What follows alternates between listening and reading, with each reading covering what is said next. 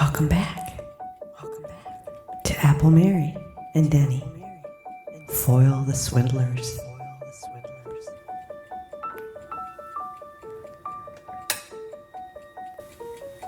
Today we're reading chapter 4. Joe's predicament. As I recall, last time we were wondering who Joe was. Let's find out. To Apple Mary and Dennie, the reward money was the realization of all their dreams. "Just think, Dennie," said the happy woman. "Now we can take you to a fine doctor, and he'll make you walk again. I'll get some new clothes for you, and then we'll go."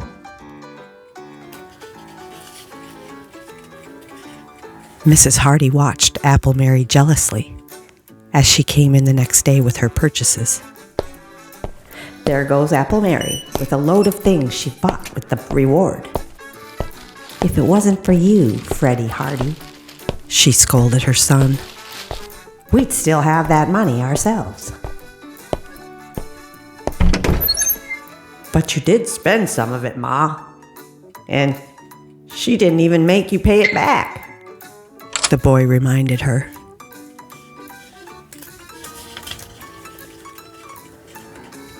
"Look, Dennie," Apple Mary was saying at the moment, "a new suit.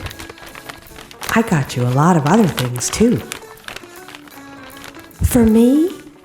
cried the excited boy as he watched her take the new things from their boxes. "Gee, can I put 'em on now, Grandma?" Soon, the two were dressed for their trip to the doctor. Dennie in his new finery, Mary in some of the clothes she had had when she was wealthy, and which she had put carefully away. Down in the street, a number of neighborhood women had gathered to watch the taxi driver carry Dennie down to the waiting cab. "Mrs. Hardy said she'd get even with Apple Mary," remarked one. "Yes, oh, look, here they come," said another. "Doesn't Apple Mary look grand? They say she used to be real rich and dressed like that all the time." As they drove to the doctor's office, Mary sighed with contentment. "Oh, Dennie, I've dreamed and planned for this ever since you were hurt in that accident 5 years ago. And now it's coming true. I can hardly believe it." The doctor greeted them kindly and made a thorough examination of Dennie. After it was over, he and Apple Mary talked together. "My advice would be to take the boy to Westchester Clinic. They have had marked success with this type of case, and—" "Westchester?" questioned Apple Mary, interrupting him.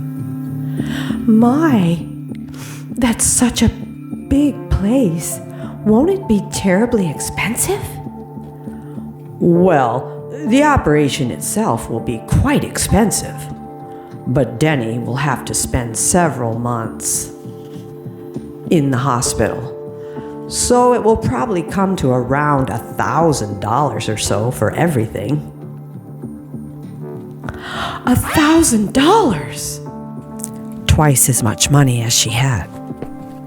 Mary was sick at heart as she and Dennie left the physician's office. All the following day, she brooded over the matter. She finally decided to call on her old friend, Joe, to see if he might have any suggestion. Joe ran a store nearby. Apple Mary found a caller there when she arrived.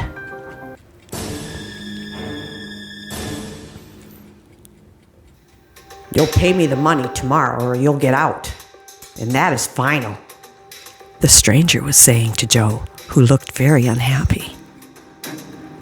"But I tell you, I can't raise it all in such a short time. If you'll only wait," pleaded Joe vainly. "Of course, it's none of my business, Joe," said Apple Mary to her dejected friend when the stranger had left. "But I heard that man say he'd put you out if you didn't pay him." "Yes, and he meant it too." "Well, how much do you need? I could let you have a little." "That's the trouble, Apple Mary. A little won't do much good. I owe him $300 and I only have $2. Anyway, just paying that note won't mean much unless I can borrow enough more to expand the business. If I can get enough to take that larger place across the street, say $500 or $600, why, I'd be able to double anybody's investment inside of 6 months." "I've got an idea, Joe," said Mary as she rose to go. "I'll tell you about it later." A chance to double her money in 6 months. Apple Mary thought of this all the way home.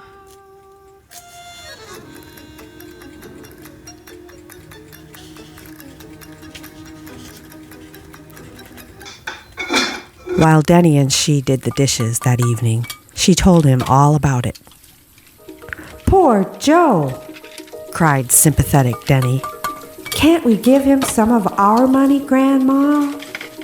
"Well, Joe said if he could get a loan of $500, the investment would be doubled in 6 months.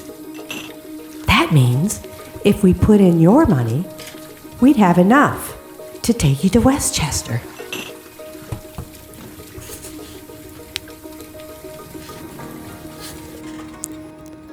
"Oh, let's do it, Grandma."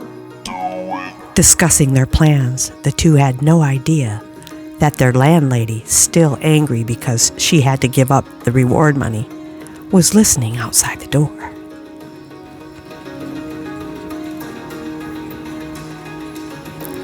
"So, that's what she's doing with the money. Well, not if I get my hands on it," Mrs. Hardy said to herself. And that's the end of chapter 4. I hope you'll join me next time for chapter 5. Disaster. Oh boy, I wonder what kind of disaster will be coming up in chapter 5.